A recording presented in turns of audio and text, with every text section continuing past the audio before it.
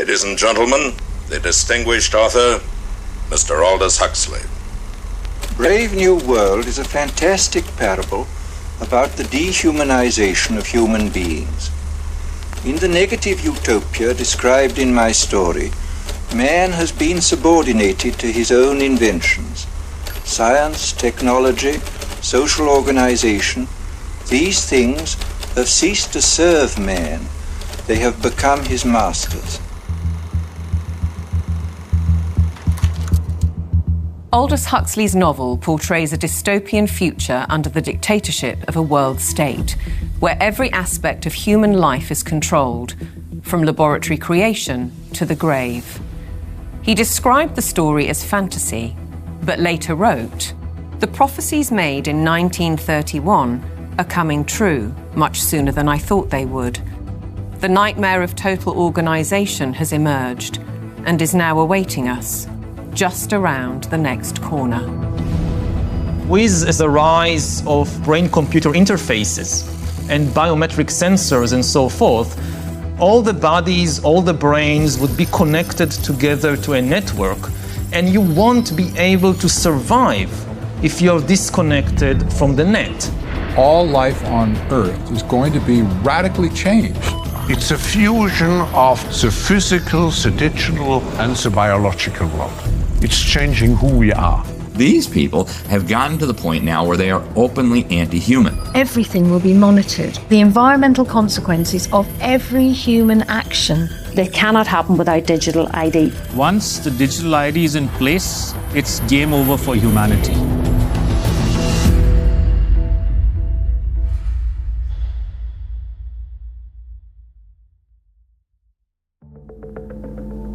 The ideology of a world dictated through science is deep-rooted. Almost a century ago, a movement was established in the United States, preaching that the population should be governed by an elite of selected experts, scientists and academics, rather than democratically elected politicians. They called it technocracy. These engineers and scientists from Columbia University promoted what they thought was going to be the replacement for capitalism and free enterprise. It's not going to be price-based economic system. It's going to be based on resources and energy, control over energy. They thought that science was the answer for everything. They didn't have any spiritual bone at all. You know, they were very mechanistic in their thinking. The definition was clear. Technocracy is the science of social engineering, the scientific operation of the entire social mechanism to produce and distribute goods and services to the entire population. The movement was short-lived, but the principle never died. As we'll demonstrate, a stranglehold on policy and resources has always been the ambition of the powerful oligarchs behind many of today's world institutions. It seems to me that there's a very strong drift in the direction of globalization, of the ultimate centralization of control in the hands of unelected officials at supranational organizations. The lust to control other human beings is a story as old as time. They want all of the resources of the world in their pocket. They do not want you and me to have anything. It's in writing all over the World Economic Forum's website. By 2030, you will own nothing and be happy. That's an oxymoron. If you don't have anything in your name, you ain't going to be happy about it. The World Economic Forum may have called that infamous phrase a prediction, but it translates as a statement of intent on behalf of its global power brokers. The bigger picture is that an attempt is underway now to collapse liberal democracy and replace it with global technocracy. What I call an omni-war is now underway, which is to say that the transnational ruling class is literally, it's not a metaphor, is literally at war with the rest of humanity and has weaponized everything that it can. This is a coup. They can remove the power from the parliament and the legislative branch and consolidate it into a monetary system which has complete control. That control is now entirely achievable because the would-be controllers finally have the tools to execute it. Total surveillance, artificial intelligence, digital IDs, and central bank digital currencies. The potential for social control is gigantic and potentially irreversible. What our experts are describing is a world commanded by an exclusive group of bankers and industrialists, affecting every aspect of our lives. What we eat, what we can buy, where we travel, where we live, and all bypassing democratically elected governments. You could be forgiven for thinking this is a grand conspiracy theory, but please consider this. The term conspiracy theory has become one of the most successful propaganda terms of all time in closing down discussion and debate. It's a thought-terminating cliche, but nevertheless, it's surprisingly effective when you try to calmly present evidence in a factual and reasoned manner. In this film, we will present evidence that the global takeover is not only possible, it's actually happening, and has been decades in the making. They plan to commandeer land, reduce farming, and radically change the food we eat, transform the supply of electricity, and then dictate how we use it, and replace currency with a system of credits under their control. It's a classic template. To win the war, take control of food, of energy, and of money. And here's the key. All three strategies are built on the premise of a climate crisis caused by carbon dioxide, a gas that is actually vital for life on the planet. So what if the whole carbon narrative was one gargantuan lie? A political maneuver to establish their brave new world. A big lie is a lie which is told on such a scale that ordinary people simply would not imagine it to be possible. People with empathy can't fathom that a group of people would organize and engineer this kind of mass atrocity to get where they want to go. It should come as no surprise that financial kingpins are calling the shots. And it's certainly no conspiracy theory when banking executives spell out their intentions.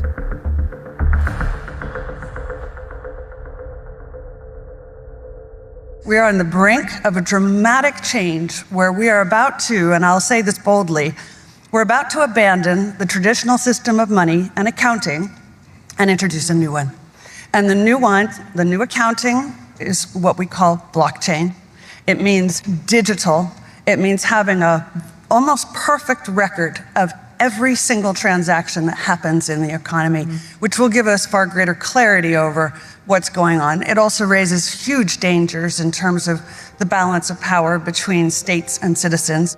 We are shifting to a new financial system, but the general population is not shifting to a new financial system. It's shifting to a control grid. CBDC can allow government agencies and private sector players to program, to create smart contracts, to allow targeted policy functions. For example, welfare payment. For example, consumption coupon. For example, food stamp. By programming CBDC, those money can be precisely targeted for what kind of people can own and what kind of use this money can be utilized. A key difference with the CBDC is that central bank will have absolute control on the rules and regulations, and also we will have the technology to enforce that. They're saying we can control with rules. We don't need currency anymore. And so it's no longer a financial system or a currency system. It's purely a digital concentration camp. It's a slavery system. When Catherine Austin Fitts talks, we should listen. She's a former high-level investment banker in New York and held senior office in the first Bush administration in Washington. There may be 1,000 models of how it could work. But essentially, you will have, whether it's a banking account or a credit card, and it can be turned off and on. So my incentive system is not you go to work and work hard and you get money. My incentive system can be based on how you behaved in the last 5 minutes, on a 24/7 basis. CBDCs, as the name suggests, would be issued by central banks like the Federal Reserve in America and the Bank of England, not by high street banks. They would signal the end of cash, and every transaction you make would be transparent and held on a permanent database. Crucially, under a net zero regime, your carbon footprint could be at the heart of the system. We're developing, through technology, an ability for consumers to measure their own carbon footprint. What does that mean? That's where are they traveling? How are they traveling? What are they eating? What are they consuming on the platform? So, individual carbon footprint tracker. This can be the infrastructure for a carbon credit system. It's totalitarian control, and if people don't become aware of it now, it's going to be too late to backtrack from this. It's a ratchet system where it's very difficult, if not impossible, to backtrack. But why is now the time for change? Because the system is in crisis. It entered crisis in 2019. Mark Carney, he talked quite openly about how the international monetary and financial system had entered profound crisis and was effectively on its last legs. If you study the history of how the central bankers designed technocracy, essentially when they created the Fed, they said, look, this can't last forever. We're going to need, at some point somebody's going to get hip to this game. We're going to need another system. And I will say this because I used to be part of that. I was born and bred to be a central banker. They plan ahead hundreds of years in advance. Predictably, the money brokers seem to hold all the cards. As a subtext, does the ruling class need to protect itself as artificial intelligence threatens mass unemployment? And what will happen to our existing assets if the banking system is collapsed and money disappears overnight? In an unknown future, one thing is certain. Digital IDs are essential to the project. If they become compulsory, data on every detail of our lives will be monitored, stored, and monetized. Nothing, but nothing, would be private. For younger people, often it's the case that they like technology, they're completely au fait with it, they enjoy it. So they don't see the dangers that technology can bring because, like a drug dealer does, you feed people, low levels of drug where it's all fun. And then later, when you have them addicted, you feed the hard stuff and that destroys their life. So in a similar way, all of this technology is currently pretty much nice, but when the central bank digital currency comes in and the control comes in and the censorship systems, then the younger people will realize all too late in many cases that they've walked themselves into a trap.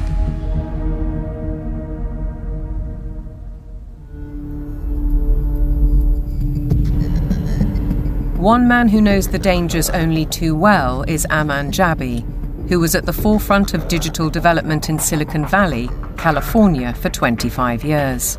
He left when he recognized the dark side of surveillance technology, choosing instead the peace and beauty of Montana.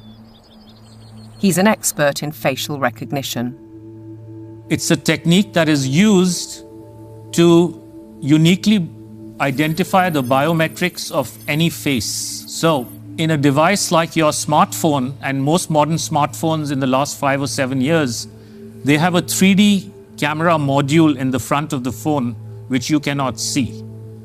Within that module is a near-infrared projector, which projects tens of thousands of dots on your face. Those dots are then distorted based on the contours and the features of your face. And there's a near-infrared camera then takes a picture of that distortion, captures it, and then reverse engineers the exact profile of your face. In the longer term, facial recognition will be used to unlock your digital identity, which is going to be a tool of control for the agendas that are coming down the pipeline. Elements of that control are already with us. Alexa, good morning. Good morning. You are never alone in your home, and this is why. All your devices at home and all smart appliances, they are all connected on a wireless network. Many of these devices will have cameras, many will have microphones, and so they are monitoring everything all the time. Your smart appliances are communicating with the smart meter and sending it real-time usage data. If there's a Ring camera also in your home, a mesh network is formed and all your devices are being tracked within the home, its location, its usage, and all the data is going to Amazon servers. When you leave your home, all modern vehicles are connected to the internet, so your automobile is being tracked all the time. When you're going under a string of smart LED poles and smart LED lights on the highway and in the streets of your towns and cities, those form a wireless network and are tracking your vehicle. They are tracking all the devices on you, from smartphones to smartwatches when you're walking on the streets. So data is being collected 24/7 continuously on every human being whenever you are within these wireless networks. And it's obviously not good for health also because of all the electromagnetic radiation. In the long term, the plan is to pretty much lock up humanity in smart cities, which is kind of a superset of a 15-minute city. They've sold all the state and local governments and countries that smart cities are about sustainability and the good of the city. But in reality, the language from the UN and WEF and their white papers is all inverted. So, air monitoring is really about limiting mobility and no car ownership. Right? Surveillance, control via LED grid is why the smart lighting is there. Water management is about water rationing, noise pollution is about speech surveillance, traffic monitoring is about limiting mobility, and then, of course, energy conservation is all about rationing heat, electricity, and gasoline. Another concept one should be familiar with is called geofencing, and think of it as an invisible fence around you, where you cannot go beyond a certain point. And that will be related to your face recognition, digital identity, and access control. Your smart contracts, SoftBrick can turn off your digital currency beyond a certain point from your house. Our world has been turned into a digital panopticon. That means you can be monitored, analyzed, managed, and monetized.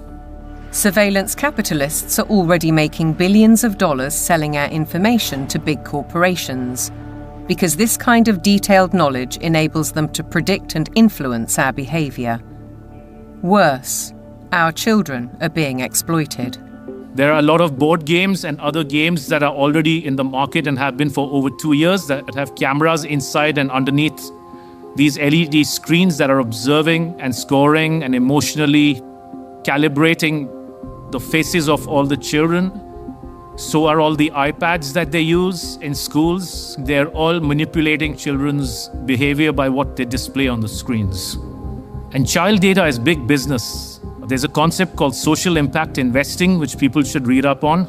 If your kids are in schools, they are already being traded on Wall Street in real time. They can bet on groups of kids whether they're going to be successful or not, whether they're going to become computer scientists or environmental engineers. So children have become essentially a commodity and have been for years with this system. And once it's fully in place, it is going to be used to fully control the behavior of children as well as how they behave with respect to, diversity, equity, inclusivity, etc. The Chinese have already gone one step further. Classrooms have robots that analyze students' health and engagement levels. Students wear uniforms with chips that track their locations. There are even surveillance cameras that monitor how often students check their phones or yawn during classes. These sensors pick up electrical signals sent by neurons in the brain. The neural data is then sent in real time to the teacher's computer. We've been drawn into this digital spy network in the name of convenience, connectivity, safety, and especially entertainment. The 3D world of cyberspace creates virtual lives that are often more exciting than reality. Why is this technology being developed? It's all for the culmination of this digital prison from which there will be no escape after all the switches are turned on. The critical switch would be the introduction of those digital IDs and central bank financial control, a world of zero trust. Zero trust is based on a simple principle. Never trust, always verify. Zero Trust is a protocol that is implemented by cybersecurity companies. And what it really means is we don't trust you, and you have to prove who you are all the time, 24/7. So think of it as going from a world of implicit allow to default deny. In tomorrow's world, once Zero Trust is implemented in, say, retail, everything will be behind plexiglass doors with a 3D camera, and it'll only be unlocked through your digital identity and facial recognition if you have the available carbon credits in your digital currency. If you've reached the limit of your allowance, it could be access denied. This would apply to fuel, to travel, to meat and dairy products, to clothes and other consumer goods. Because everything in life could be valued by its carbon footprint. Even access to the internet could be denied. So the new world of Zero Trust is really a world of locks. It's like an inverted prison. You are supposedly free to roam about, but everything you want to access is behind lock and key.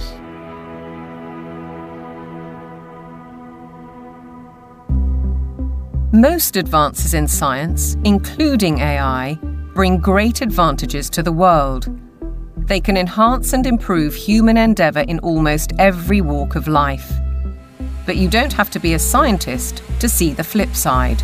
They're constantly monitored by facial recognition cameras that are able to instantly put a face to a name. Now, the Chinese are also ranked, given a mark out of a possible 950 points. For now, the number is a sort of bank credit rating, keeping track of everyone's spending habits. It may seem scary, but it's just like that here. We're used to it, and anyway, we don't have a choice. If you think this couldn't happen in the West, ask yourself why so many cameras, smart poles and 5G networks are being installed in your neighbourhood. In London, the police are using facial recognition surveillance. Sainsbury's is already experimenting with AI. Thank you for waiting. The cabinet will now be opened. In UK railway stations, surveillance is being tested to collect travellers' data. And in Oxford, these barriers were installed by the council under its so-called 15-minute city plan. They were removed following protests. But look at what's replacing them in these quiet residential streets. As the tech companies are proud to tell us, the possibilities are endless. We've developed the camera into a sensor. The camera does not only capture video, it can now start to count, measure, and detect. With deep learning capability, the camera is able to generate accurate and trustworthy data and send notifications in order to take action, all directly from the camera. And since our cameras have open technology, well, we can work with different analytic partners from all over the world and together do just about anything we want. Note that they can do just about anything they want. Digital technologies mainly have an analytical power. Now we go into a predictive power. But then the next step could be to go into a prescriptive mode, which means you do not even have to have elections anymore, because we know what the result will be. Ultimately, we're facing manipulation by the system. A world where instead of us using technology, technology is using us. But who's really pulling the strings? Banking and oil dynasties like Rothschild and Rockefeller inevitably get mentioned, as do the modern-day big tech masters, including the ubiquitous Bill Gates. David Hughes takes a wider view. It's those who own the means of production, who are capable of magicking money out of thin air, who control the media, and all of the other means of production, which have now been weaponized against the rest of the global population. Catherine Austin Fitz, the banking insider, adds a sinister thought. If you know their name, they're not at the top. Either way, it's a story of power, money, and manipulation by a small group of people who share common interests. and a belief that the world needs top-down control for maximum efficiency. As we'll see, it could result in the destruction of the farming industry in favour of laboratory foods, and a shortage of electricity because of the race to net zero. Net zero means the impoverishment of ordinary people. It means fundamental changes to their lifestyles, and the politicians are not being honest with the people about it. Surprisingly, the blueprint for transformation is woven into the United Nations Agenda 2030, ostensibly a vision for a better world. Excellencies, ladies and gentlemen, I say again that taken together, the 2030 Agenda for Sustainable Development and the Paris Climate Agreement provide humanity with a master plan for a sustainable way of life on this planet. New York City, late September 2024, the setting for the United Nations Summit of the Future, a gathering of member nations to reinforce and accelerate Agenda 2030 and its 17 Sustainable Development Goals, or SDGs. The plan has a broad spectrum and is full of worthy ambition. But behind those deliberately bright and colourful boxes lies a darker theme, a shifting of influence and potentially power towards unelected world bodies. The strategy goes back well into the last century, and pressure is growing, because the goals are far behind targets set at the grand relaunching in 2015. 17 inspiring Sustainable Development Goals, the SDGs. Our aim is clear, our mission is possible, and our destination is in our sights. To end poverty and hunger, address inequality, protect our planet, and build a life of dignity for all. It appears to be a noble and ambitious programme for a perfect world. And who could argue with those aspirations? But critics insist the goals are not what they seem. Alex Newman is a journalist and broadcaster who's been investigating the issue for 15 years. He has his own way of interpreting the rhetoric. You have to learn to speak what I call UNEs. You have to know what the terms mean if you want to truly understand what is being discussed. When they talk about peacekeeping forces or the peacekeeping role of the United Nations, they're actually talking about the war-making capabilities of the United Nations. So you have this Orwellian doublespeak. When they talk about transparency, more often than not, they're talking about eliminating your privacy. Human rights is another very, very good example. They make very clear in this document that your rights can be restricted under the guise of public order or morality or whatever the case may be. And so they're saying, here's your rights, but by the way, they're not really rights. We can revoke them at any time. The UN is filled with contradictions like this. Like, for example, when they talk about gender equality, right? A normal person in the Western world thinks gender equality means a woman has a right to earn money, to own property, to have all the rights and privileges that a man would have. When you look at the individuals who lead this movement within the UN, you're talking about radical feminists. You're talking about people who are very interested in dissolving the nuclear family. As you dig into these goals, it's very clear we're dealing with something far more nefarious. Once you look past the marketing slogans, the kind of warm and fuzzy, we're going to end hunger, which again is just window dressing, you realize that this is actually a blank check for totalitarian global control. Author and campaigner, the late Rosa Koire, called out the plan more than a decade ago. It is the biggest public relations scam in the history of the world. But it's far more than that.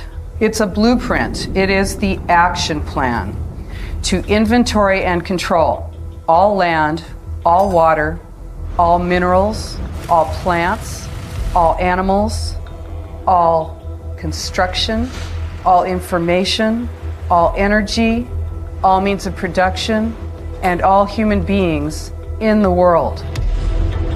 What can be measured can be managed and ultimately monetized. In fact, a study at Yale University has calculated that the natural assets of the world are worth $5 quadrillion. Is this the basis of the new world monetary system? And is it the deep underlying reason for the United Nations project to rewild 50% of the Earth by 2050. They talk a lot about biodiversity. They want you to think of like, oh, we're going to preserve the toucans and the parrots and the lizards. But when you actually dig into this, what they're talking about is creating, and they're working on it now, an international database with virtually all of the genetic material of all of the species on the planet. And then they want to start mixing and matching it. Bill Gates, ultimately, and his buddies want to end up in total control over all life on the planet. Is it a coincidence, then, that Bill Gates has become the largest private landowner in America while planning to build smart cities in which to corral the general population? What is indisputable is that the oligarchs of global business are embedded in United Nations policy. They don't care about the planet. They care about getting in. Finance goes to where it gets the greatest return. There's a move into the green finance. It's all about profit. It's not about the planet. This is not conjecture. Under the guise of climate change and net zero, vast fortunes are already being amassed. Take carbon exchange markets. Companies emitting excess carbon dioxide can buy credits from businesses that are carbon negative. But increasingly, many are paying a high price to offset their emissions against land schemes. Grasslands, forests, conservation projects, and so on. Some legitimate, others not so. Either way, the brokers and middlemen get rich, while having no impact on actual carbon emissions. We've also seen the emergence of natural asset companies, whose name says it all. They identify the asset and then issue shares in that asset out of thin air, essentially. And they can sell it to financial institutions, asset managers, sovereign wealth funds. And then they go public and have an IPO, and that funding is, they say, meant to preserve the natural asset. But elsewhere, they say that their main purpose, like so much else, is to generate profit for shareholders. It has nothing to do with preserving the environment. That is literally just the talking point they think will stick and sell. We're all in it together. We got to save the planet. So let's allow the bankers to create a new racket that makes the natural world collateral. So if everything in nature is to be traded on financial markets, setting a value on the land we walk on and the air we breathe, why do we, the public, have no say? There's no route that an ordinary person can take to make a representation to United Nations. So it's fundamentally undemocratic. What it has done is build relationships with billionaires. Right from the start, the rich and powerful have enjoyed undue influence in the UN's inner sanctum. In fact, the Rockefeller family part-financed its headquarters in Manhattan. To hand you, Mr. Lee, my father's check. Thank you, Mr. Rockefeller. Between them, the Rockefeller family has funded hundreds of organizations and, as a consequence, spread their authority on civil society, institutions, banking, education, and global politics. The Rockefellers always believed in world governance. In the 1950s, their Special Studies Project report declared, "The UN stands, finally, as a symbol of the world order that will one day be built." In 1973, David Rockefeller co-founded a non-governmental organization which still carries international power today, the Trilateral Commission. Its stated objectives revived technocracy and in turn planted the seeds of the UN's Sustainable Development Agenda. They said at the time that they were going to create a new international economic order. It was all over the literature. The goal of the new international economic order was not to get richer in the sense of money. They knew even back then that eventually the fiat currency system of the world was going to disintegrate. So the goal became to actually capture the physical resources of the world. All wealth historically has come out of the ground. They wanted to take away everything that they could possibly take away from the nation states of the world and from private individuals of the world and stuff it into the global common trust where they would administrate it and they would be the ones getting licenses for the resources to turn around and make stuff. The financial kingpins have long seen themselves as masters of the universe, manipulating global affairs through institutions like the International Monetary Fund and the World Bank. Is Agenda 2030 the defining act for complete control? And how significant was the global response to COVID-19? As the world builds back from COVID-19, we have a once-in-a-lifetime opportunity to make investments that will strengthen the economy and improve public health, and fight climate change for generations to come. One might ask why the UN needs a multi-billionaire finance and media player as a special envoy, or why Mark Carney, the former governor of the Bank of England, who called for a new global monetary system, is the UN's special envoy for climate action and finance. And then there's Larry Fink, the boss of BlackRock, the world's largest asset management company. He's a board member of the World Economic Forum, and as we'll see, has driven the UN's goals through investment strategies for the past 20 years. All three are principles of the Glasgow Financial Alliance for Net Zero, a partnership with the UN. With the green economy worth trillions to corporations and investors alike, it's hard not to see a conflict of interests. Are the bankers raising money to achieve United Nations goals? Or are the goals a Trojan horse to change the world's financial control systems? Now consider the events at Jackson Hole, Wyoming in August 2019, only 3 months before the COVID outbreak. It's when Mark Carney delivered his call for change, and BlackRock proposed a new financial mechanism, Going Direct, which in principle allows central banks to channel capital direct to large corporations.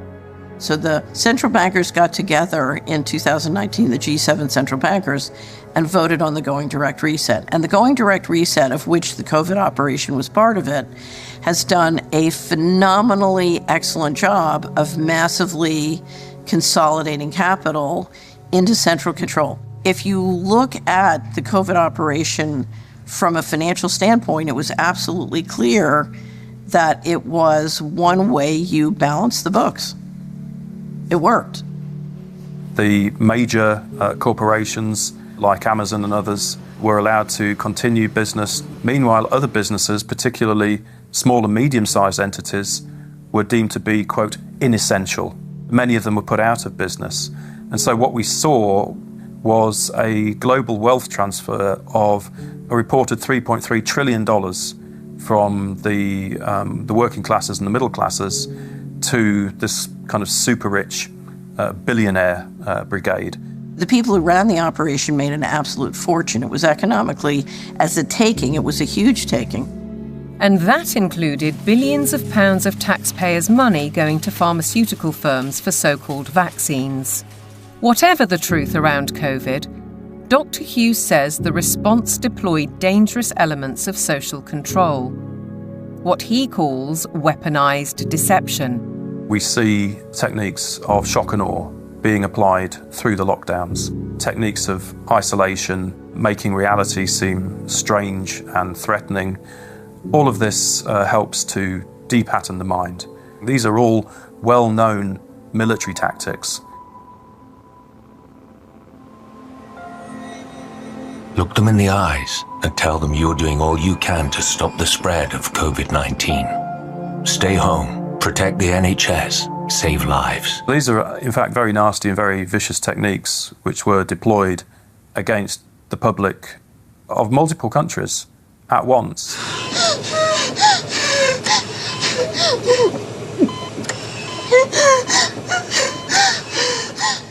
These are forms of serious psychological abuse.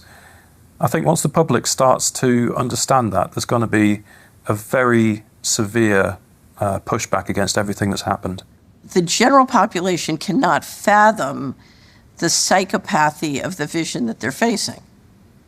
So they can't fathom that a group of people would organize and engineer this kind of mass atrocity to get where they want to go.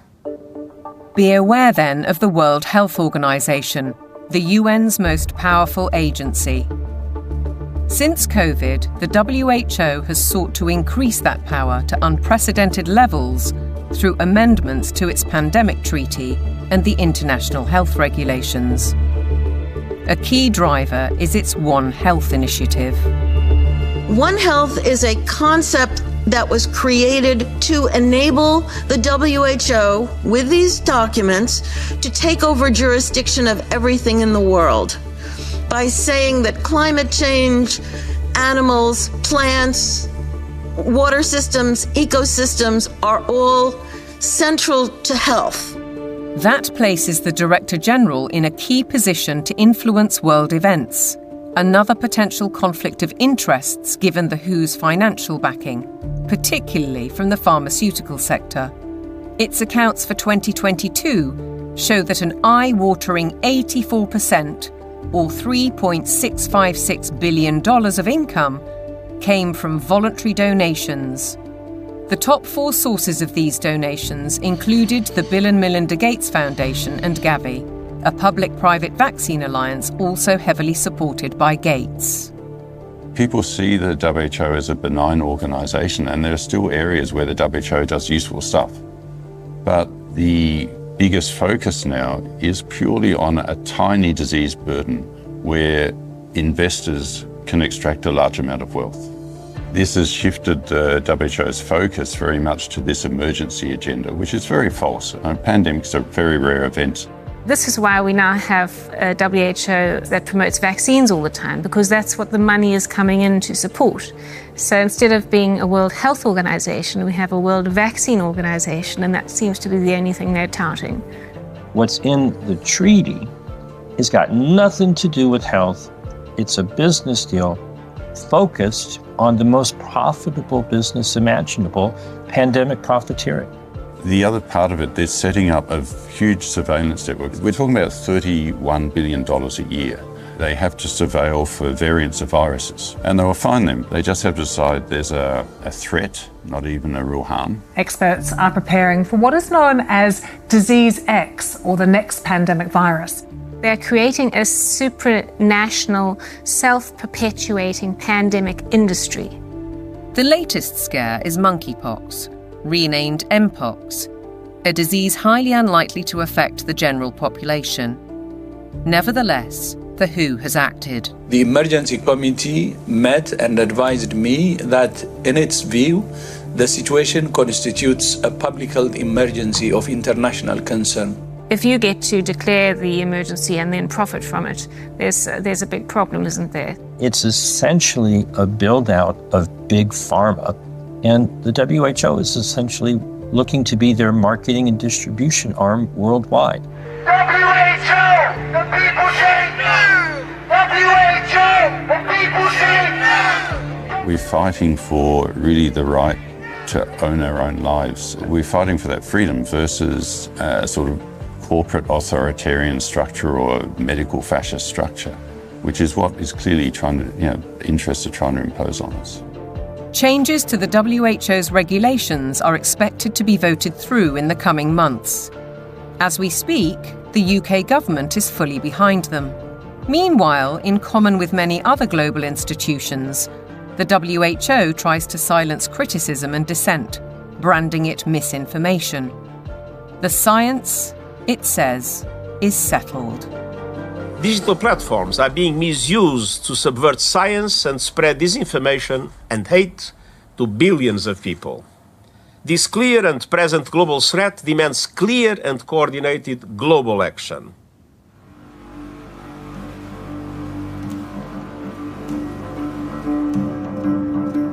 I have a little rule of thumb for diagnosing a centralization scam.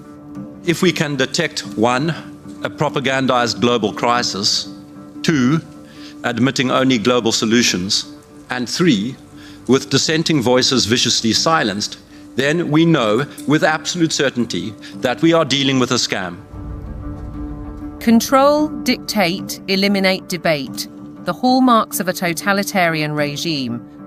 And nowhere is the cold ambition of corporate dominance more evident than with the World Economic Forum.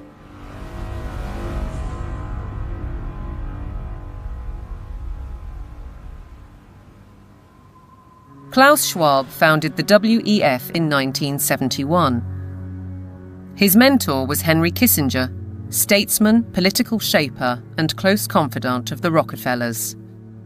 The organisation now employs 800 people and has programmes in business, academia, and in training future global leaders.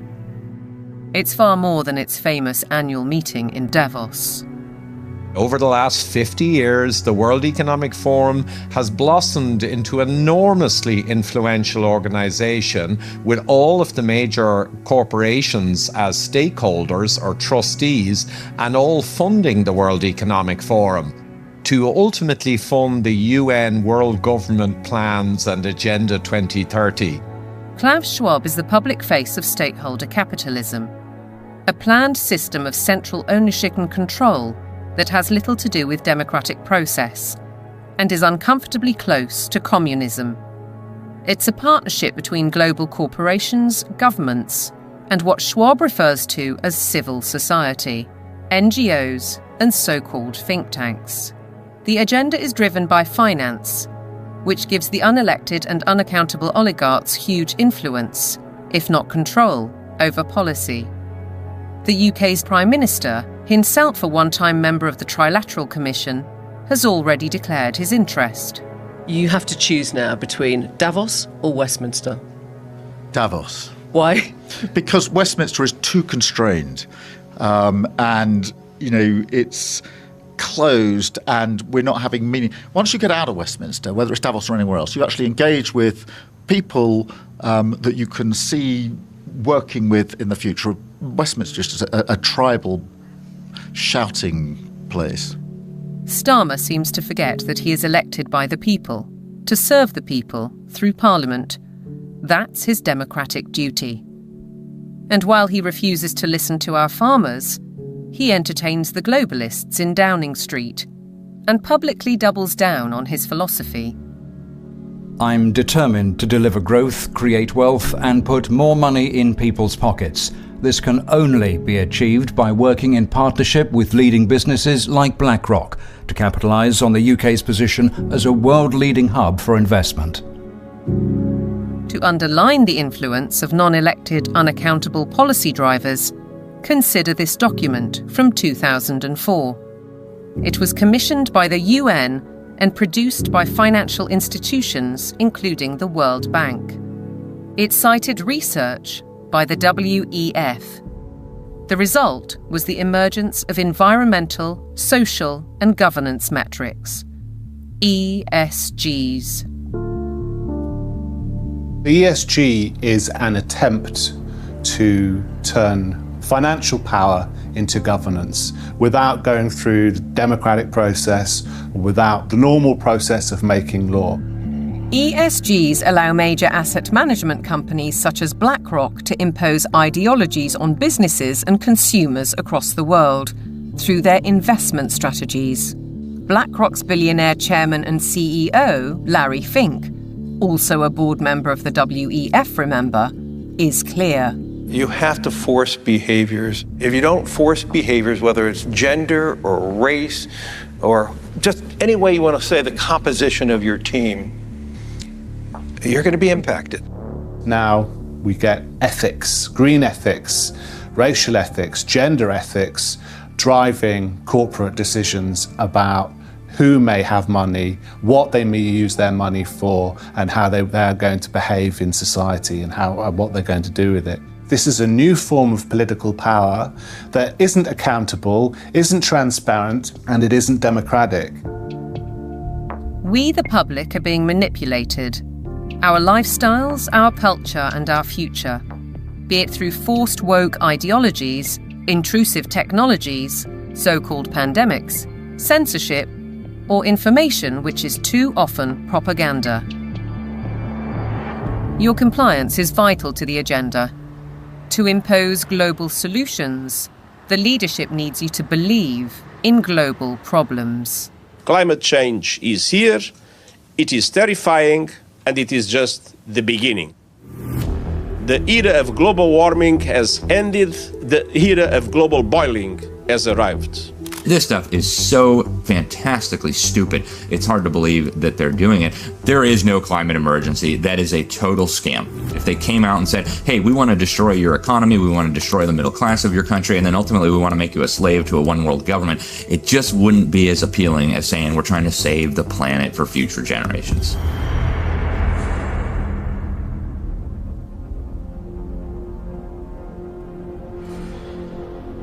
"2024, with the hottest day on record and the hottest months on record, this is almost certain to be the hottest year on record. And the masterclass in climate destruction." Statements such as that are amplified by emotional footage from all over the world. But is any of it true? I do not think there's a climate crisis, and I base that on all the evidence and the climate data sets that we build to answer questions just like that. We actually use satellites to monitor the global temperature, the true global temperature of the atmosphere. And we find there is a rise. It's about 1.5 degrees per century, which is certainly something that's manageable and the Earth has seen before. Compared to the 19th century, which was about the coolest century in the past 10,000 years, we're warmer. But we're about the same as we were 1,000 years ago, and certainly cooler than we were about 5,000 to 8,000 years ago. John Christie is a highly regarded climate scientist who developed the measurement of accurate temperature records using satellites. His evidence is critically inconvenient to the climate change industry. I'm not popular in most of the climate community, that's for sure, because much of the climate community depends on climate model results. Tens and hundreds of millions of dollars have gone into that industry of climate modeling, and I show, well, you folks have failed. But yet they prop up the entire political world that tends to support this. In 2017, I came to work and there were 7 bullet holes in our office suite. And so some people are pretty upset that the evidence that we build and show that can stand the test of time and can stand up to cross-examination is just not going along with their issues and their desires. So let's consider these statistics on the Earth's atmosphere. 78% is nitrogen, 21% oxygen, other gases make up less than 1%, and carbon dioxide accounts for a mere 0.04%, the majority of which is natural. Can man-made CO2 really be a problem? Roy Spencer and I are going on the assumption that all the warming that you see is due to carbon dioxide emissions. And so we find that that's a pretty modest warming. But see, that's a big assumption.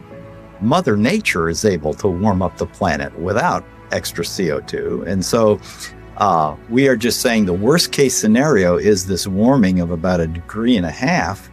And that's certainly not a catastrophe at all.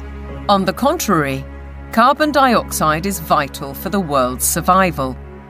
The greater the concentration, the better plants grow. In fact, according to NASA figures, the world has become 14% greener in the last 40 years. During the last cool period before industrialization, let's say 200 years ago or so, it was below 300 parts per million. And during the ice ages, it was even lower. And that's a dangerous level because plants struggle to survive when the CO2 is at a low level. And so the biosphere becomes less diverse and less available to support the animal life. So low CO2 is not good for the planet as a whole. Where is the logic then behind the UK's decision to spend £22 billion on facilities to capture carbon? The greatest controversy of all revolves around readings from ice cores. CO2 levels can be measured in bubbles of air trapped in ice thousands of years ago. By aligning this to temperatures, scientists have argued that carbon dioxide is the cause of global warming. However, closer inspection leads to the opposite conclusion. Once the temperature starts to rise, you will see the carbon dioxide rise about 500 to 1,000 years after. So the CO2 actually lags the temperature changes.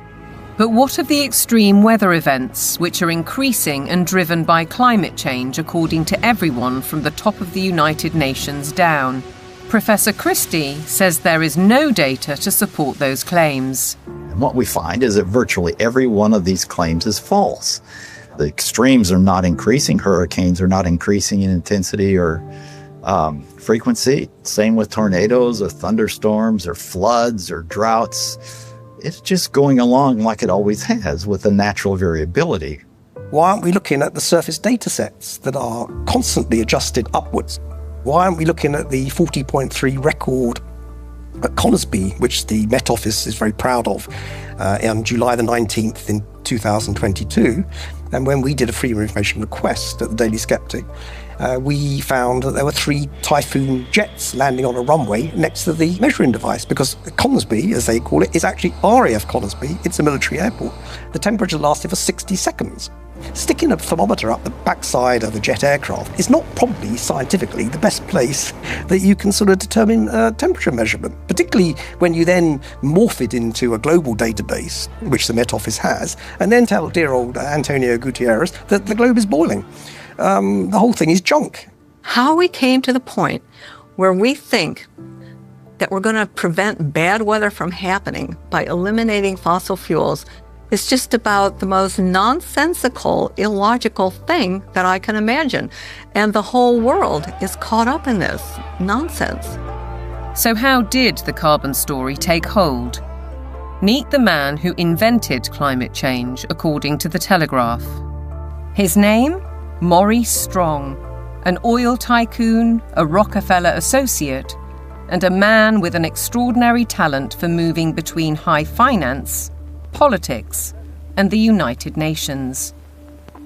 Strong was a member of the highly influential Club of Rome, an institution formed in 1968 at a Rockefeller property on Lake Como in Italy. A group of scientists, academics, and industrialists discussed what they saw as an urgent crisis: the impact of human activity on the planet. I don't think we can sustain current growth trends much beyond, say, the lives of children who are being born today. To prove the thesis, they commissioned computer modelling at the Massachusetts Institute of Technology. This research laid the foundations for an agenda that's persisted for over 50 years. Cut use of autos, use less electric power, have fewer children, limit growth. All of this was fueling this ideology that there's too many people on the planet, there's not enough resources, and that something has to be done. The natural world in which man lives and on which he depends is indeed deteriorating, is being destroyed in many instances at a rate that is accelerating and that can only continue to accelerate unless we begin to control the activities that are having this destructive impact. In 1975, the Club of Rome published a second report, Mankind at the Turning Point. The lead quotation was telling.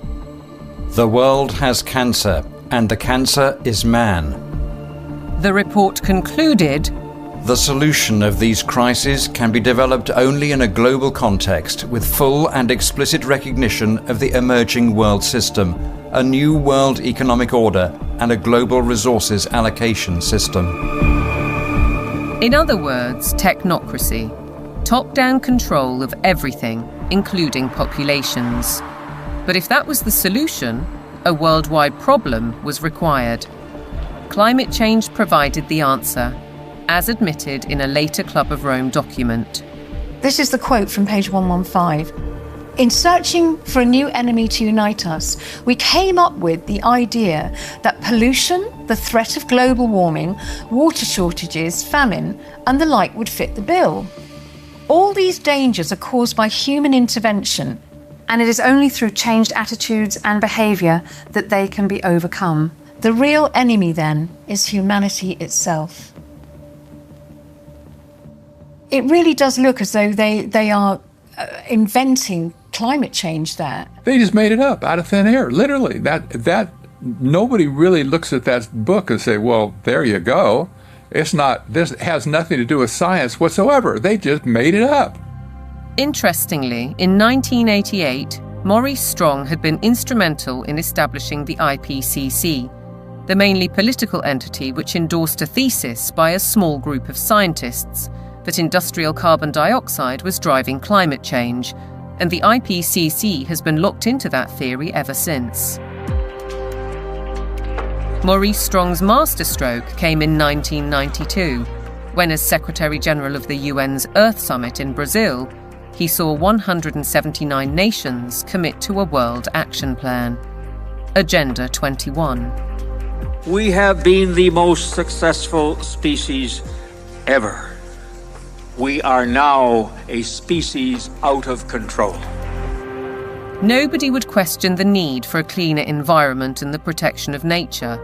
And Strong's legacy lives on through the Kyoto Protocol, the Paris Accord, the current Agenda 2030, and the worldwide push for carbon net zero. But there are questions on his motives and his connections. He was behind the first financial carbon market and a founding director of the World Economic Forum. Surely a conflict of interests, with his involvement in the IPCC. A skeptic might ask why nearly all research grants in almost 40 years have gone on developing IPCC carbon dioxide theories, while anyone who raises questions is ridiculed, cancelled, or has their career stalled.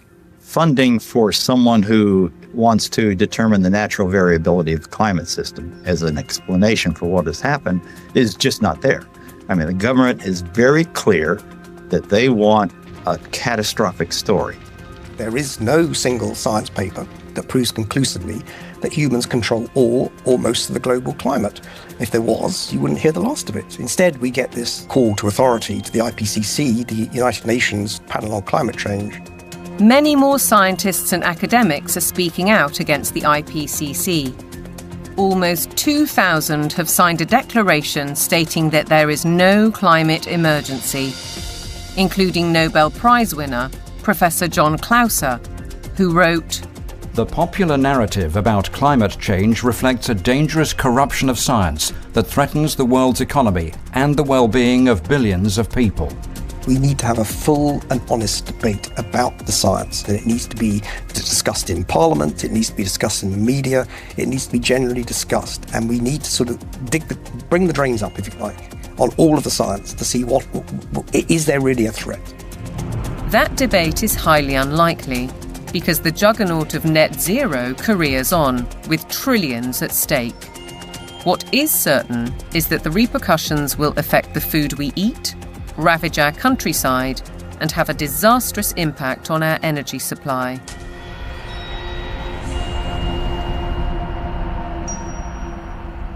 If you cannot set a credible course for net zero, with 2025 and 2030 targets covering all your operations, you should not be in business. Well, net zero is insanity. It's pure insanity. I mean, the idea that you can remove 85% of the world's energy, which comes from hydrocarbons, within less than 30 years and replace it with the sunbeams and the breezes. It shows a complete lack of economics, societal effect. It shows a simple lack of the progress that we've made over 300 years. Nevertheless, net zero is enshrined in UK law, with the government passing the Climate Change Act in 2008. A 100% reduction in emissions by 2050 from 1990 levels was included later in a strategy document.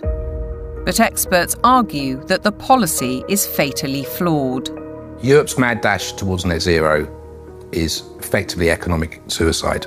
Politicians are purposely impoverishing ordinary people, purposely deindustrialising Europe, where companies are forced to move to countries where they have access to cheap energy, whether it's the US who frack and therefore have cheap gas, or whether it's to China, which is still predominantly producing from non-renewable, especially coal. It is literal economic suicide. China continues to open new coal-fired power stations to drive the factories that manufacture wind turbines and solar panels, which are then sold to the West. As a result, China emits almost 30% of global greenhouse gases, while the UK is responsible for less than 1%. In essence, carbon emissions are merely transferred to another part of the planet. And while China gets richer, UK households face a bleak and expensive future. What it will effectively do is price ordinary people out of having access to electricity at a time they want and a price they can afford. The core problem is that neither the infrastructure nor the technology exist to provide a constant supply of electricity. The proportion of time that solar actually generates electricity is actually 9% in the UK. That means that for 90% of the time, solar doesn't generate the average amount of electricity that its capacity can generate. For onshore wind, it's about 20 to 40%, and for offshore wind, it's about 30 to 50%. So that means, by definition, you will always have periods of time when renewables aren't producing electricity, but there is demand for electricity. As we'll hear, the net result is that supply will be rationed. Reality, though, seems not to concern the activists.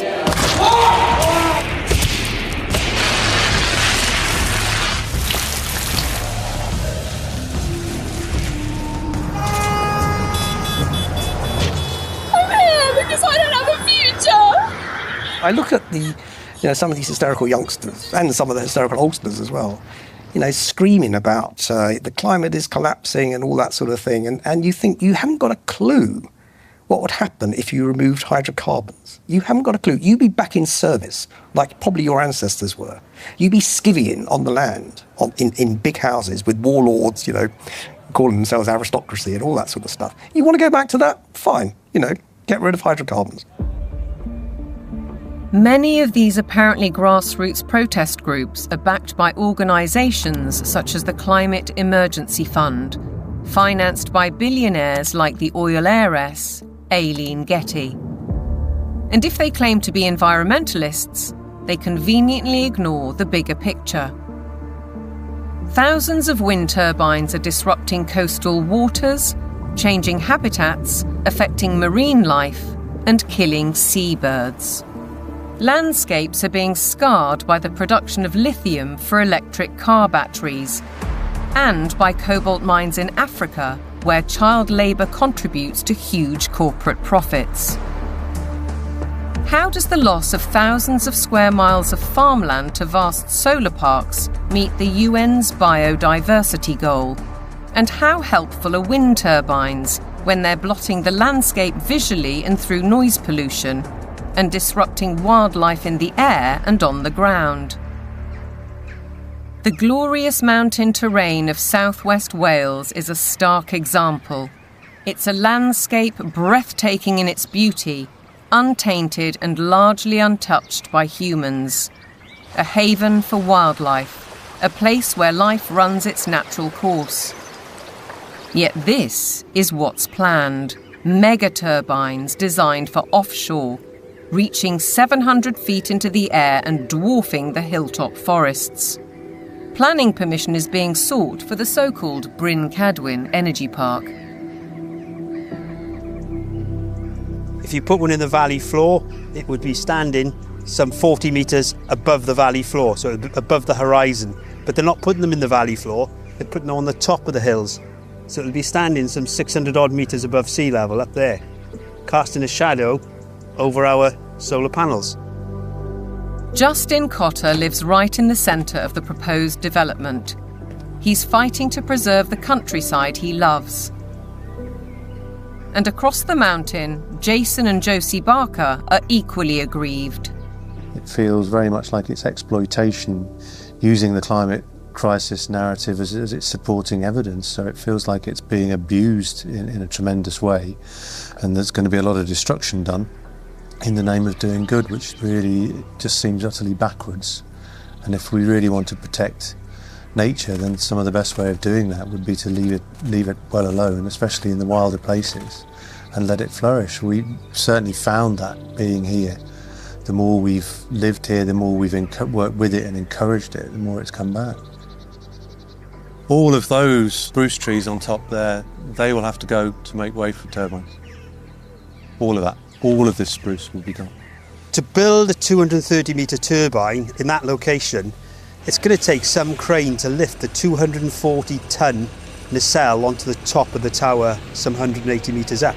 So they'd have to stabilise all the ground for the crane, stabilise the ground for the actual turbine, put in a concrete plug basically in the ground of some 1,000 tonne of steel, 4,000 tonne of concrete, just as a base. They'll need to be lit.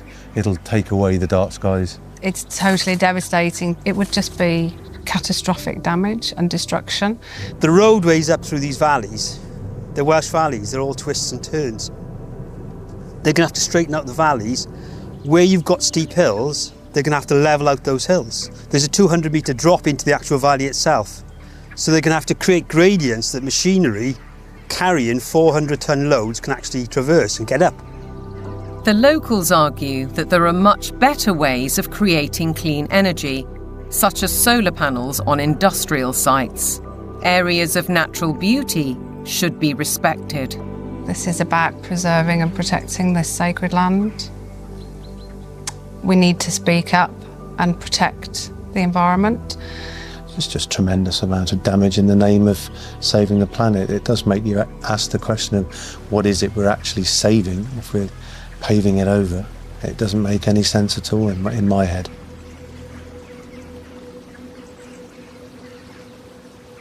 The proliferation of turbines and solar panels certainly seems at odds with protecting biodiversity, and experts argue that the economics simply don't add up. If we are going to go on to full net zero, we not only have to change our electrical system, but we have to change the other 66% or more of the rest of our energy needs as well. So we need to triple the amount of renewables just to cover our present electricity generation. And then we need to triple again to cover all of the other usages like, transport, space heating, and industry. So it's almost a tenfold increase in the amount of renewable energy that we're producing. Ralph Ellis has analysed 3 government reports and says all have grossly underestimated costs. 2 of the reports ignore the need for that crucial backup when the wind doesn't blow and the sun doesn't shine. At present, this is the only such site, Dinorwig in Wales. But going by the government's own figures, Ellis says the equivalent of 2,000 Dinorwigs would be required. The overall cost would run into trillions of pounds. It's an energy fantasy because none of this has been thought through. Battery plants are one alternative to back up the national grid, like this one already constructed in Australia. But again, they offer limited supply. We're facing a situation where, if fossil fuels are eliminated, it will be impossible to maintain a constant supply of electricity. You can't instantly put on new supply, so what you have to do is control demand. And to be honest, they're quite open with this. If you look at the National Grid's latest paper on this, they talk about demand management. And the system is, electricity will only be available at a price you can afford when the wind is blowing and when the sun is shining. And when the wind isn't blowing and the sun isn't shining and the 1 or 2 hours of battery storage have been used up, the way they will reduce demand is by simply increasing the price of electricity so that demand falls to the available level of supply. Part of the control that the government has, or part of the means by which it can manage the demand, is through the use of smart meters. Effectively, smart meters allow them to do minute-by-minute pricing, which means that as the intermittent renewable production goes up and down, they can effectively change the price at which you can use electricity. So essentially, it's going back to pre-industrial age where the weather determines our lifestyles and our energy use. A government-sponsored report from the UK Fires Organisation agrees that targets will not be met and therefore electricity usage will have to be cut. They say we'll have a quarter of the power by 2050, and they say there'll be no travel, there'll be no meat or no beef lamb. There will be restrictions on clothing, and we will live in mud huts. And it's not an exaggeration, they use the word earth. The United Nations use the word bamboo, impacted earth, soil detritus. This is what they're writing. But what of the claim that renewable energy will be cheaper? Not so, says Derek Bertelsen. We can also look at the accounts of these renewable energy companies. And what we see if we look at those is that the cost of production is considerably higher than the market price of electricity. And therefore, without these subsidies, these renewable companies would go bust. Ironically, the anticipated reduction in supply comes at a time when demand is about to skyrocket, with the explosion of surveillance systems and artificial intelligence. BlackRock's Larry Fink predicts that by 2030, data centers will use 30 times more power than a single city. Where's that power going to come from? Are we going to take it off the grid? What does it mean for elevated energy prices for everybody else if it's that? I think it's going to represent some huge societal questions that we have not addressed, the negative side. Forget about the use of it, but just the generation of it is massive power. If the race to net zero will affect our energy, it could also have a devastating effect on our food, as global policies and the march of corporations accelerate.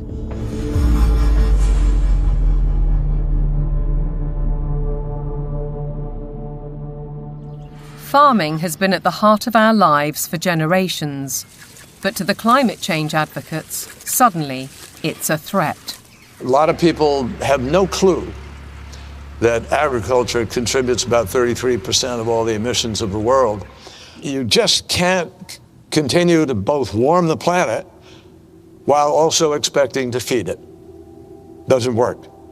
One thing John Kerry didn't mention was that farming and agriculture contributes 100% of the food that we need to eat. So that's a little kind of an important detail that he ought to have mentioned. And I think what we're dealing with here is actually a global war on agriculture. I believe they are demolishing our food infrastructure, partly to cause a crisis, right? And I guarantee you, mark my words, we're going to be in a food crisis, and they're going to say it's climate change. I wouldn't say it's about saving the planet, no. I would say it's about land grab and about profiteering and corporatization of our food sector. It's basically the pharmaceutical industry taking over the food supply. If I can switch everybody from real food to pharma food, then 100% of the agriculture industry can go through my publicly traded stocks, and I have complete control. So the idea is we get rid of farmers, we kill any naturally grown food, and we engineer food in manufacturing plants and laboratories. But I assure you that those guys are not eating this. Bill Gates is one of the familiar corporate faces, and he's investing heavily in the food revolution under the guise of avoiding climate disaster. Cows alone account for about 6% of global emissions. So we need to change cows. And while he talks up the perceived problem, Gates is pouring money into the supposed solution: artificial meat and genetically modified crops. Crucially, anything that is invented or altered can be patented. The core of his agenda is he wants to do in agriculture and pharmaceuticals, by the way, what he did in the computer world. True power, massive, incalculable wealth comes from owning intellectual property and then monopolizing it. They want to make it so that every single organism that is used for food is ultimately under their control, either through the 3D printing or through this genetic manipulation. So we're moving now very rapidly toward this totally centralized food system where a tiny handful of corporate interests in bed with totalitarian government will dominate the food supply so that there is only a giant public-private partnership with total control of all food, all energy, and I believe water will be next. While the global machinations continue, thousands of farmers fear for their livelihoods. And the new UK government's first budget has multiplied those fears.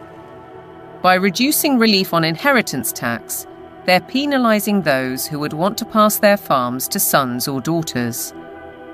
The National Farmers Union described it as a disastrous budget for family farms that would snatch away the next generation's ability to carry on producing British food and see farmers forced to sell land to pay the tax.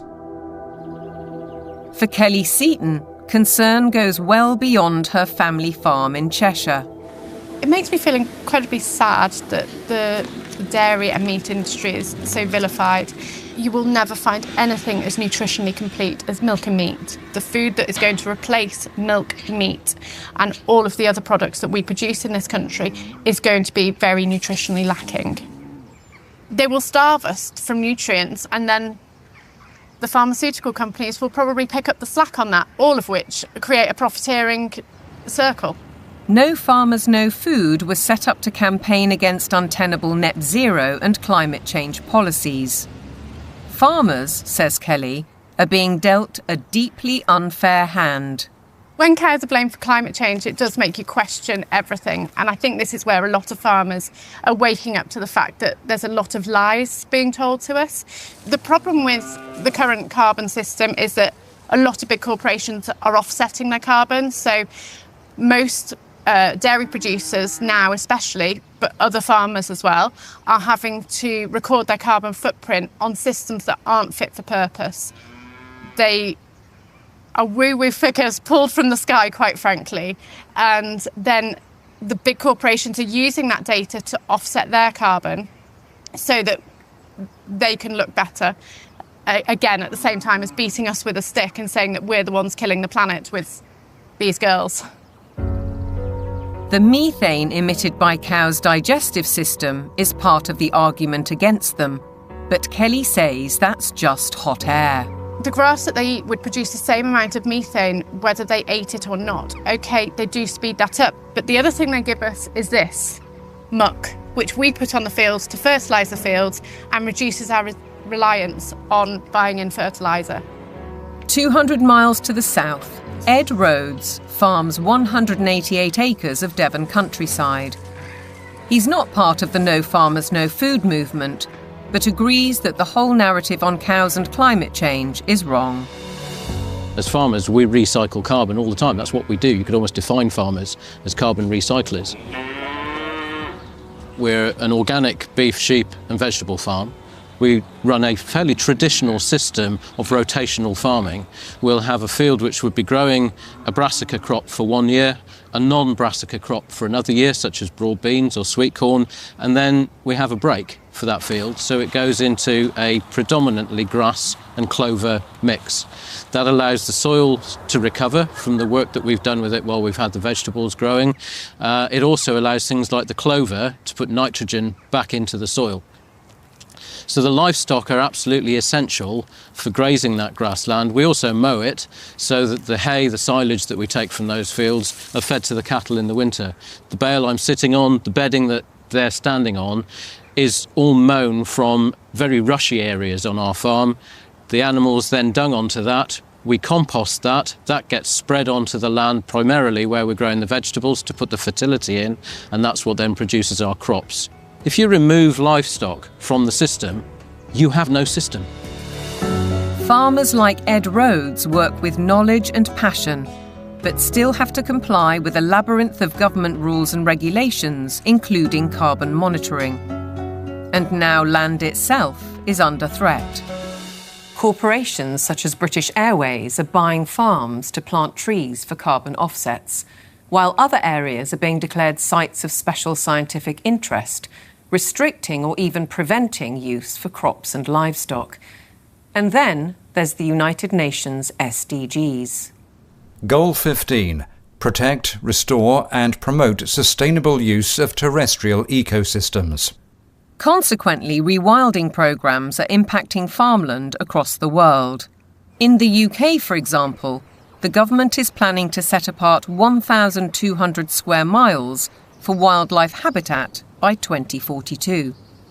That's an area almost as large as Cornwall. And in America, dams are being removed and river courses reopened, disrupting water supplies for crops. Goal 13 states, take urgent action to combat climate change and its impacts. As a result, the Dutch government plans to close 3,000 farms to meet EU emissions targets, drawing widespread protests. And in Denmark, farmers face paying £80 for every cow they own in a world-first tax on meat. Goal 7. Ensure access to affordable, reliable, sustainable and modern energy for all. One result: cultivated land is disappearing under vast solar parks. How does this square with the UN's biodiversity goals or even ending hunger?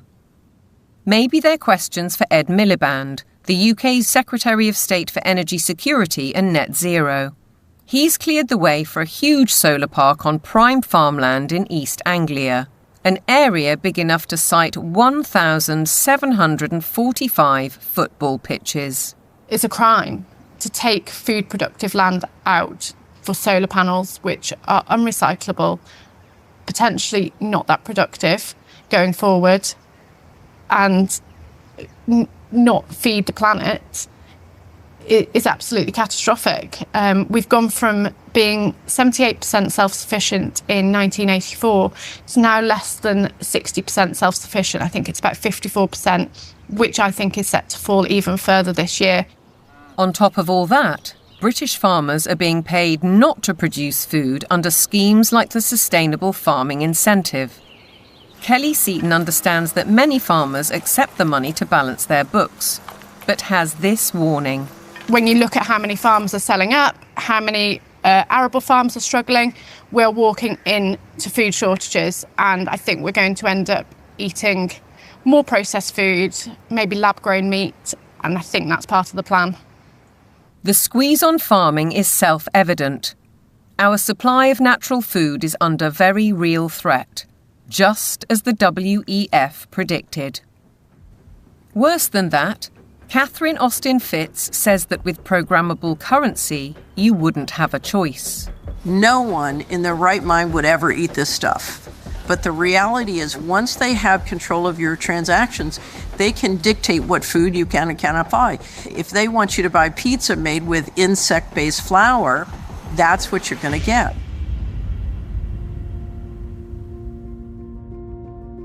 There's an energy crisis.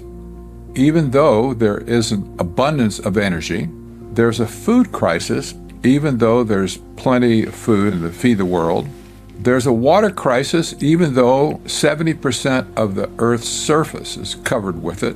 There's an air crisis where CO2 is declared the enemy of mankind, even though it's necessary for life to exist on Earth.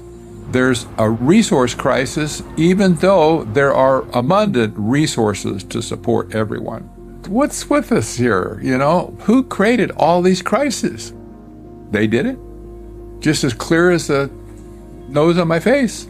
It's all been a sham. All the essential things of life, they've been declared to be scarce, because things that are scarce you can control. The architects of such globalist trajectories, all the Kissingers, Rockefellers, Schwabs, Carneys, Strongs, Carstens, are held out as great intellects. But they are nothing of the sort.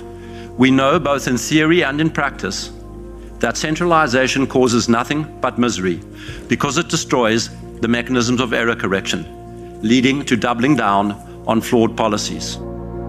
And yet the creed of global dominance continues apace. Through the WHO's so-called Pandemic Agreement, its One Health Initiative, and ultimately the United Nations Agenda 2030. From medical diktats to gender and racial politics to climate change, the indoctrination runs deep.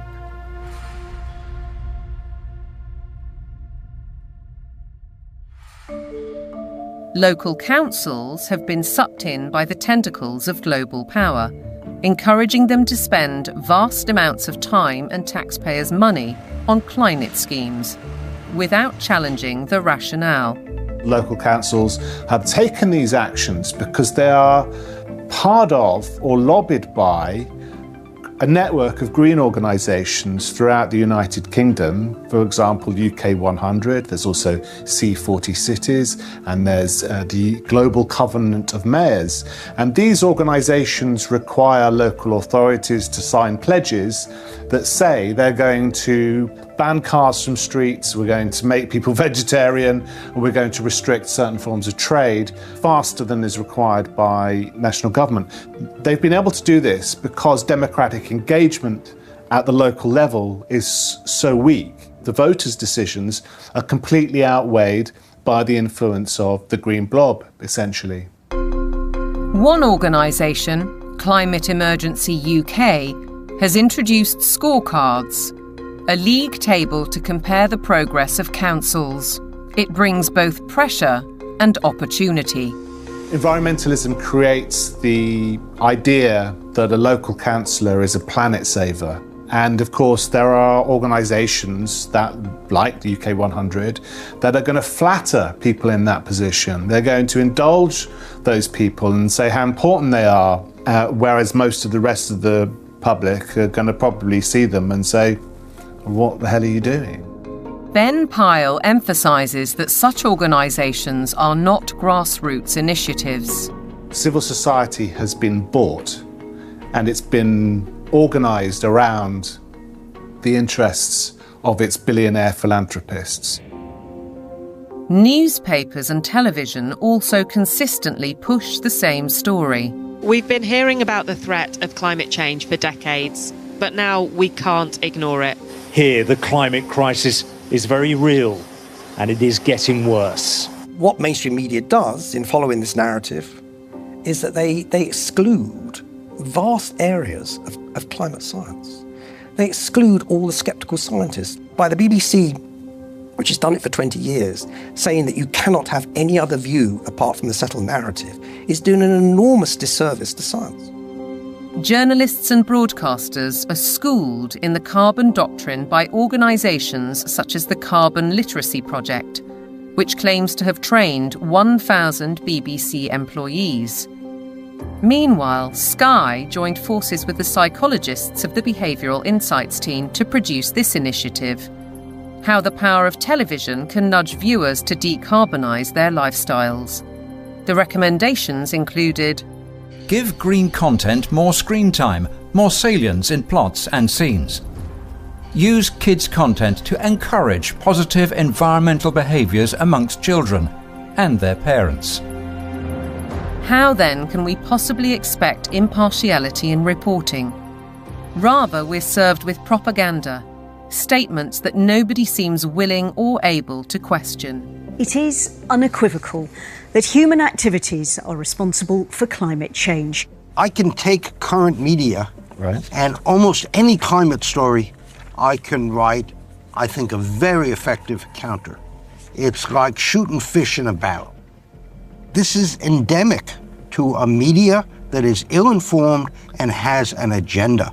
The agenda is to promote alarm and induce governments to decarbonize. There's an organization called Covering Climate Now, which is a nonprofit membership organization. Their mission is to promote the narrative. They will not allow anything to be broadcast or written that is counter to the narrative. Among the 500 plus media partners on the Covering Climate Now website are Reuters, Bloomberg, ABC, CBS, MSNBC, NBC, Channel 4 News, The Guardian, The Daily Mirror and The Lancet, as well as several British universities. Funders of Covering Climate Now have included the Rockefeller Family Fund, the Rockefeller Family and Associates, and the One Earth Fund. It's true that the mainstream media only report one side of the story and that most of them are in the pocket of the powerful people who are trying to implement these changes. I don't question that at all. But it's also true that people are listening to them less and less and reading them less and less. We see independent media people with much larger audiences than mainstream papers. And I think that phenomenon will gather pace now.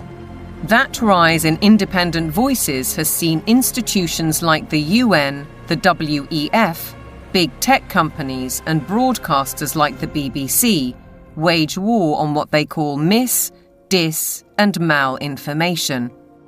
They don't appreciate views they can't control. The fight for truth is on. A partisan media, obsessed local councils, and then there are the universities, which should be the first and last bastions of objective research and open debate. But here too is a story of outside pressure. With the drop in government funding, the shortfall has been made up from other sources, and those tend to be NGOs, private organisations. For example, the Gates Foundation and the Wellcome Trust. Invariably, money from private organisations will come with vested interests. These vested interests, according to Professor Moss, drive university teaching towards business goals and ideologies at the expense of critical thinking and levels of academic achievement. One new initiative is the European Network on Climate and Health Education, led by Glasgow University. Medical students have been trained to accept that climate science is an established fact. Increasingly, climate change is harming people's health. You could say it's the largest health emergency of our time, and I do need to be ready to help tackle this challenge. Can the outcomes really be free of prejudice when the backers include the WHO and major pharmaceutical companies? This new collaboration will help train the next generation of medics with the skills they need to treat the health impacts of climate change and deliver more sustainable healthcare. That's why health leaders from across the public and private sectors are coming together to support this transformative new network. Academics, right from the beginning now, are socialised to orientate their research towards the money. So this, I think, is quite damaging when it comes to fearlessly pursuing the truth wherever it may lead.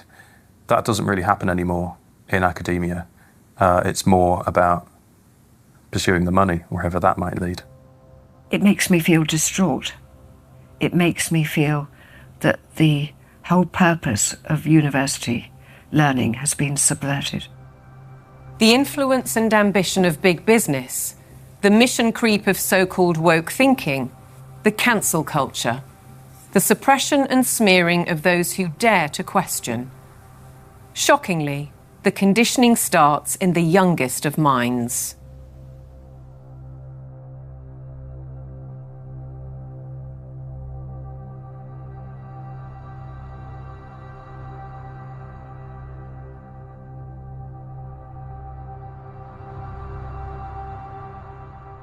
All aboard for global goals! This year, Thomas and his friends have teamed up with the United Nations. The world of young children is supposed to be one of innocence and joy, but it's been permeated by the global ideologies of the United Nations. If you go to goal number 4, it deals exclusively with education. And when you think education, recognize they're talking about indoctrination. The Sustainable Development Goals. Under the surface of it all is this effort to bring all the children of the world into this one world globalist system. And what's so remarkable about this to me is that it's not even hidden anymore. Take part in the global movement to save our world from being destroyed. How will you fight climate change? Try meat-free meals. Reduce your electricity use. Give your clothes a second chance. We died! It's kind of your fault! And you can never ignore Greta. The eyes of all future generations are upon you. And if you choose to fail us, I say we will never forgive you. I don't want you to be hopeful.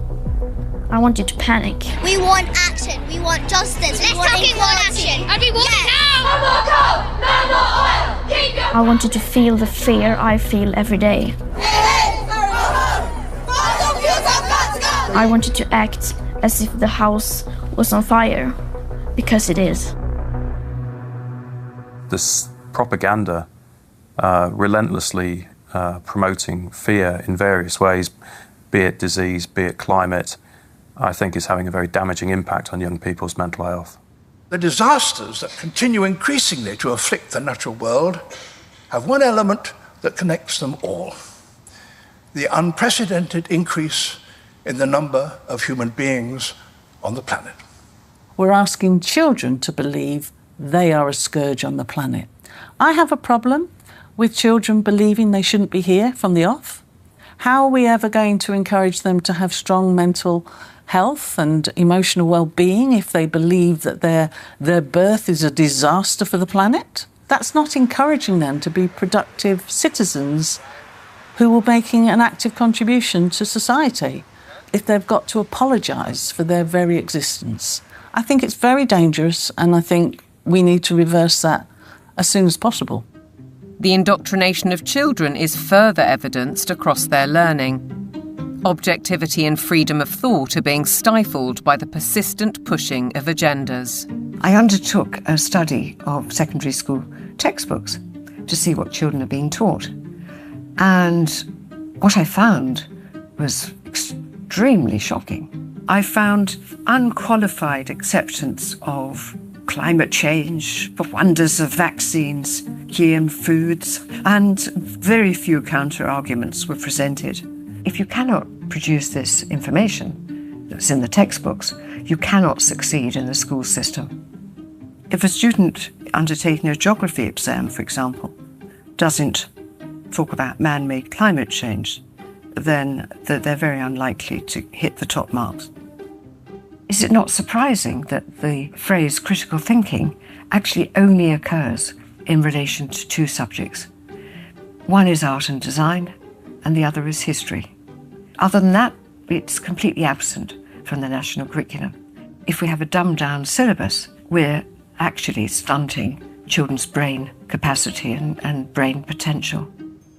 While parents may not be fully aware of these issues, many are concerned at the growing trend of gender politics, including transgendering. One former head teacher says his local authority advised teachers not to use the words boy or girl for fear of misgendering anyone. The Department for Education as well has really subscribed to this kind of woke ideology, so there's almost like brownie points for the more woke you can be. Why do you have makeup and lipstick and glitter on? Because I think it looks pretty. Oh! You don't think it looks pretty? What schools have done is employ third-party agencies to deliver material for which the third parties most certainly have a vested interest in. And I wouldn't have a problem if it was I'm there in school to ask children to accept me as I am. That's fine. We all need to be tolerant and liberal in a diverse society. My problem is that what they're actually doing is more a form of evangelism, which is this is who I am and you might be too. In my heart, I've always known that I'm a girl, Teddy, not a boy, Teddy. I wish my name was Tilly, not Thomas. Language carries so many meanings and messages, and if schools are encouraging social transitioning, that's not a neutral act. That's a significantly impactful act. Dr. Fraser is also highly critical of the World Health Organization's recommendations, suggesting that 4-year-olds should learn about sexual stimulation. It's harmful. They don't need to know it. And in fact, for those children who are perhaps victims of adult abusers, how will they ever know the difference between what is happening within the home if they're encouraged to also explore that part of themselves within a school curriculum? What do we do with an organisation like the United Nations or the World Health Organization if we take our orders from them about what is suitable education for our child? How do we say, no, we're not doing that, we want a change? Teachers are sent on courses to embrace the diversity dogmas, and many buy into them. But Fairclough says that those who don't keep quiet for fear of reprisals. it's a dereliction of duty. It's a dereliction of their legal as well as their moral duty to safeguard children against harm. I can certainly say I feel very let down by the teaching profession because I am not hearing people speaking out on behalf of the children. A one-world dictatorial education, a dumbing down in the classroom, fluidity of gender, the impact of technology. Are our children being groomed for a life in the digital prison? Today, nobody has any idea what to teach young people that will still be relevant in 20 years. As computers become better and better in more and more fields, there is a distinct possibility that computers will outperform us in most tasks and will make humans redundant. And then the big political and economic question of the 21st century will be, what do we need humans for? Or at least, what do we need so many humans for? Do you have an answer in the book? At present, the best guess we have is keep them happy with drugs and computer games. But this doesn't sound like a very appealing future. A chilling forecast, and one which echoes Brave New World, in which the oligarchs did indeed provide drugs and entertainment so that people learned to love their enslavement. Yet there are even darker clouds on the horizon, the spectre of transhumanism. In a sense, it is that final piece of the puzzle. If you want to gain total control over everyone and everything, then you actually ultimately need to be able to implant technologies inside human bodies. And that's exactly what's taking place. Artificial intelligence, the metaverse, near space technologies, and I could go on and on. Synthetic biology. Our life in 10 years from now will be completely different, very much affected, and who masters those technologies in some way will be the master of the world. These modern technocrats seem wedded to science and technology at the expense of our human spirit and ingenuity. They aspire to a data-driven world which is robotic and predictable in every sense, with no room for creativity or individual choice. But if the goal is, and always was, population reduction, maybe they're right on track.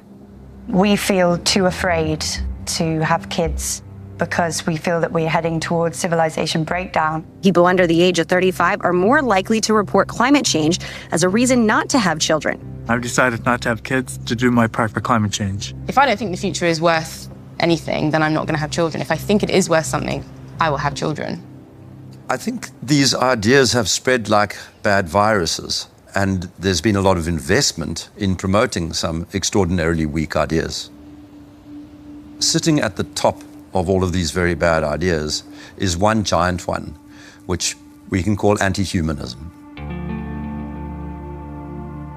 Transhumanism, the trans phenomenon, net zero, lockdowns, population reduction, all of these ideas are basically the ugly stepchildren of anti-humanism. They are, as I read it, essentially two competing ideas in the world at the moment. One is that humans are the best feature of the observable universe, the only creatures capable of creative thought and generativity and of creating explanations for how reality works, that humans ought to be revered and ought to be cherished, that we should plan for their flourishing, that we should be planning for the flourishing of as many people as possible, that human agency ought to be respected, that civil liberties ought to be respected, and that the imposition of top-down, one-size-fits-all policies on humanity is completely incompatible with that kind of worldview. Set up against them are people who regard humans as the scum on the surface of the little blue dot, people who regard humanity as some kind of blight, people who believe that the earth needs rights to protect it from these horrible humans. And I think it is a deeply sad reflection of the state of our societies that so many people live in the latter camp, but I'm definitely not one of them.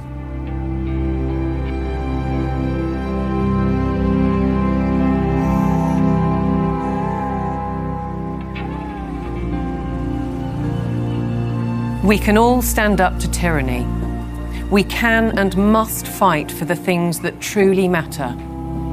The people we love, the fairness we'd like to see, and the personal freedoms we'd like to experience. We should not be bullied, nor should we accept the influences of those who would split our society, be it by race, by gender, by culture, or anything else we hold dear. And perhaps we should start by limiting our reliance on technology and remembering how creative we can be.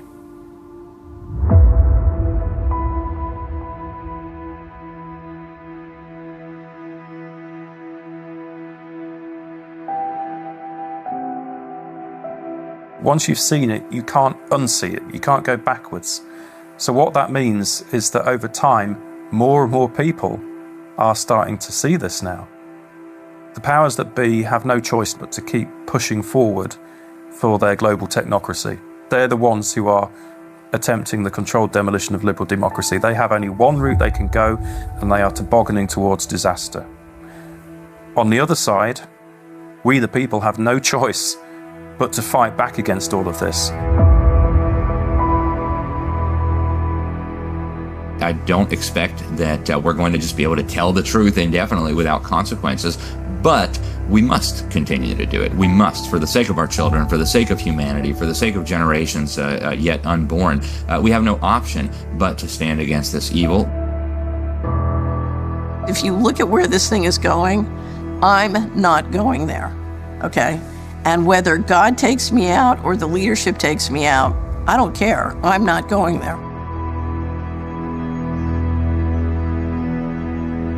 And the only way we cannot go there is if we can find a better pathway. And the only way we're going to find a better pathway is with transparency.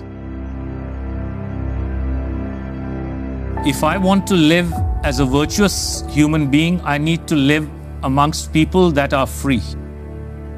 And if one understands that one mustn't live on their knees, even if you have to die on your feet, you must share truth, because truth is the weapon for free people.